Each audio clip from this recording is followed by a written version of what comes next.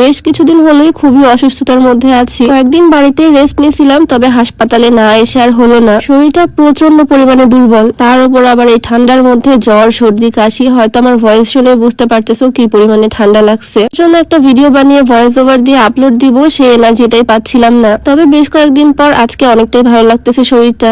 এত চিন্তা করো, আসলেই তোমরা যে আমাকে ভালোবাসো সেটা আমি বুঝতে পারি। অনেকগুলো টেস্টের মধ্যে দিয়ে পার হতে হবে। প্রথমে ব্লাড টেস্টের জন্য চলে আসলাম। রক্তেরই 3-4 রকম টেস্ট করতে হবে, অনেকগুলো রক্ত আজকে নিয়ে নিবে। যদি আমি রক্ত দিতে মোটেও ভয় পাই না, তবে তোমাদের ভাইয়া এগুলো দেখতেও ভয় পায়। আজকে আমার শরীর থেকে 3 টিউব রক্ত চলে গেল, কি আর করার। এমনিতেই শরীর দুর্বল, রক্ত দিয়ে আরো বেশি মাথা ঘুরতেছে। এরপরে আরো টেস্ট করতে হবে। বাড়িতে তো সবসময় শুয়ে বসেই ছিলাম এই কয়েকদিন। হাসপাতালে এসে আমি দাঁড়িয়েও থাকতে পারতেছি না, বসতেও পারতেছি না। তাই একটা কেবিনের মধ্যে বেড ঠিক করে দিচ্ছে আমার জন্য, একটু শুয়ে রেস্ট করব। এই বয়সে এত প্রেশার নিতে হয় আমার, এত টেনশন করি। 2 দিন পরপরই শুধু এরকম অসুস্থ হয়ে যায়। যদিও আমার ফুল ফ্যামিলি অনেক বেশি সাপোর্টিভ, তোমাদের ভাইয়া আমার অনেক বেশি কেয়ার করে, তবে তারপরও বিভিন্ন কাজ, বিভিন্ন টেনশন সবসময় লেগেই থাকে, আর আমার শরীরের উপর এগুলোর ইফেক্ট পড়ে। আমি এত বেশি টায়ার্ড হয়ে গেছিলাম, মনে হচ্ছিল এখন শুলেই ঘুমিয়ে পড়বো। সব হসপিটালের পরিবেশ আমার কাছে ভালো লাগে না, তবে এই হসপিটালটা একদম ক্লিন, আর আমার যে কোনো দরকারে এই হসপিটালে আমি আসি,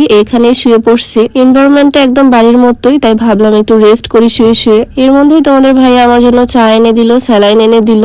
কয়েকদিন এত বেশি ঠান্ডা, কাশি, বারবার শুধু সারাদিন চা খাচ্ছি। করে করো, নিজেকে নিজে একটু সময় দিতে হবে। দেখা যায় সারাদিন কাজকর্ম শেষে রাত্রেবেলা ঘুমাতেও আমার লেট হয়ে যায়। আর আমার আজীবনের একটা অসুখ, যেটা হচ্ছে পেট ব্যথা। সব চেকআপই আজকে কমপ্লিট করলাম। রক্তেরই তো 2-3 ধরনের টেস্ট দিছে, সবকিছু রিপোর্ট নিয়ে, ওষুধ নিয়ে তারপরে আজকে বাড়িতে ফিরবো। টানা 1 মাস রেগুলার ওষুধ খাবো ইনশাল্লাহ, তারপরে সুস্থ হয়ে যাব। আমার বিশাল বড় একটা বদভ্যাস আছে, আমি ডক্টর দেখাই, ওষুধ কিনি ঠিকই, তবে রেগুলার খাই না। এর জন্য তোমাদের ভাইয়া আমাকে বকাবকি করে। যাই হোক, ইনশাল্লাহ আবারও রেগুলার ভিডিও দিব আস্তে আস্তে। তোমরা সবাই আমার জন্য দোয়া করো। আজকে ভিডিও এখানেই শেষ করছি। সবাইকে আল্লাহ হাফেজ, আসসালামু আলাইকুম।